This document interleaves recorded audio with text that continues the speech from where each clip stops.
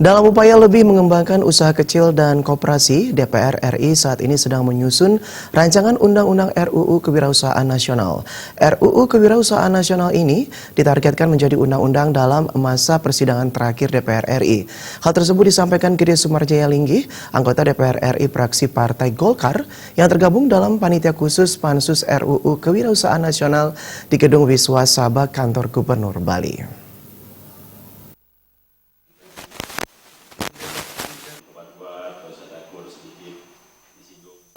Anggota DPR RI fraksi Golkar, Gede Sumarjaya Linggih, menjadi ketua rapat Pansus RUU Kewirausahaan Nasional, menggali masukan dari para akademisi, praktisi, dan koperasi di Bali.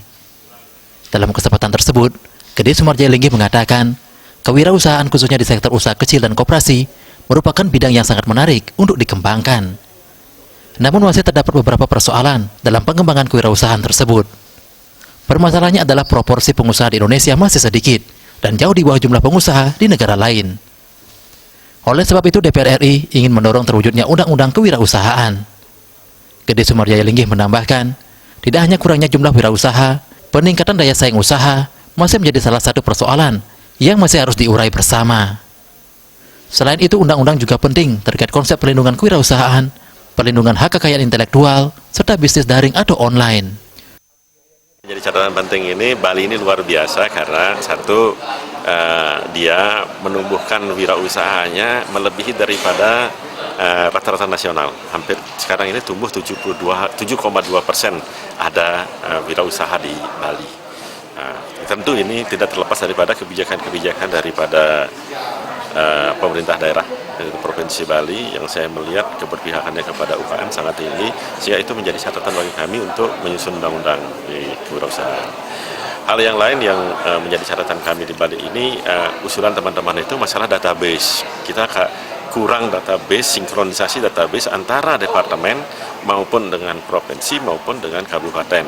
Nah, akhirnya menyebabkan pemberdayaan kepada wirausaha baru itu pada posisi itu saja, karena yang bisa membuat administrasi secara baik ya sebagian segelintir orang saja, sehingga akhirnya pemberdayaan ke situ.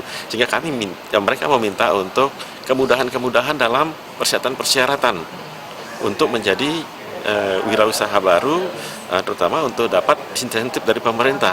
Misalnya insentif yaitu tentang bantuan peralatan maupun bantuan modal, dan juga insentif tentang pajak. Ya, ini diharapkan dari mereka. Nah, itu akan menjadi catatan bagi kami untuk kami